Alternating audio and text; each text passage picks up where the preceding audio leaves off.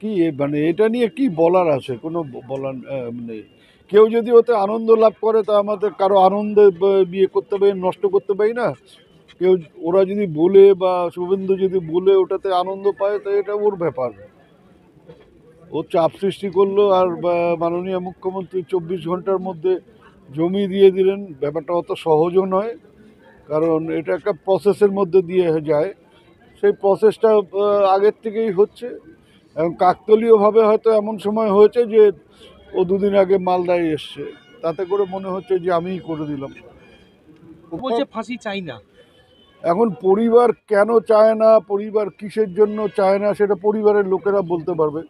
তবে কেস যখন একবার হয়ে যায় না, এই ক্রিমিনাল কেসগুলো যখন একবার হয়ে যায় তখন আর পরিবারের কোনো কিছু থাকে না। এটা স্টেট ভার্সাস যে যার বিরুদ্ধে অভিযোগ তার কেস। সেখানে পরিবারের কোনো বলার কিছু থাকে না। আমি কি চাইছি না চাইছি বা কি আমার প্রয়োজন, সেটা তার কথার কোনো মূল্য থাকে না। এটা পুরো ব্যাপারটা একদিকে সরকার আর একদিকে হচ্ছে অভিযুক্ত।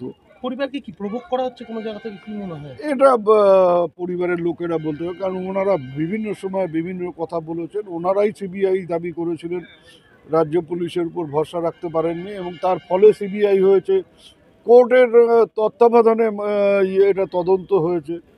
তারপরে সিবিআই এমন কোনো কিছু কোর্টে প্রডিউস করতে পারেনি যে এর সাথে অন্য কেউ জড়িত, সেটা তারা তুলে দিতে ধরতে পারেনি এবং কেসটা করে মানে বিরলের মধ্যে বিরলতম এটাও সিবিআই প্রমাণ করতে পারেনি, ফলে ফাঁসি হয়নি, যাবজ্জীবন হয়েছে।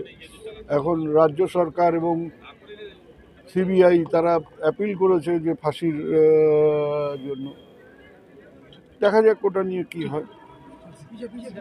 কি মানে এটা নিয়ে কি বলার আছে? কোনো বলার নেই। কেউ যদি ওতে আনন্দ লাভ করে তা আমাদের কারো আনন্দে বিয়ে করতে পারি, নষ্ট করতে পারি না। কেউ ওরা যদি বলে বা শুভেন্দু যদি বলে ওটাতে আনন্দ পায় তো এটা ওর ব্যাপার। ও চাপ সৃষ্টি করলো আর মাননীয় মুখ্যমন্ত্রী 24 ঘন্টার মধ্যে জমি দিয়ে দিলেন। ব্যাপারটা অত সহজও নয়, কারণ এটা একটা প্রসেসের মধ্যে দিয়ে যায়। সেই প্রসেসটা আগের থেকেই হচ্ছে এবং কাকতালীয়ভাবে হয়তো এমন সময় হয়েছে যে ও দুদিন আগে মালদায় এসছে, তাতে করে মনে হচ্ছে যে আমিই করে দিলাম। বলছে ফাঁসি চাই না। এখন পরিবার কেন চায় না, পরিবার কিসের জন্য চায় না, সেটা পরিবারের লোকেরা বলতে পারবে।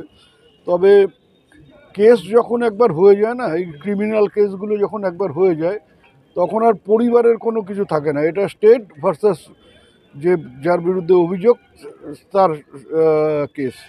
সেখানে পরিবারের কোনো বলার কিছু থাকে না। আমি কি চাইছি না চাইছি বা কি আমার প্রয়োজন, সেটা তার কথার কোনো মূল্য থাকে না।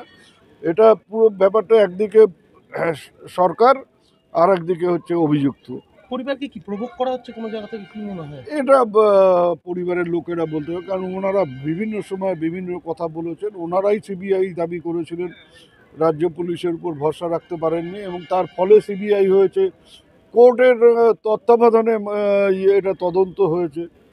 তারপরে সিবিআই এমন কোনো কিছু কোর্টে প্রডিউস করতে পারেনি যে এর সাথে অন্য কেউ জড়িত, সেটা তারা তুলে দিতে ধরতে পারেনি এবং কেসটা করে মানে বিরলের মধ্যে বিরলতম এটাও সিবিআই প্রমাণ করতে পারেনি, ফলে ফাঁসি হয়নি, যাবজ্জীবন হয়েছে।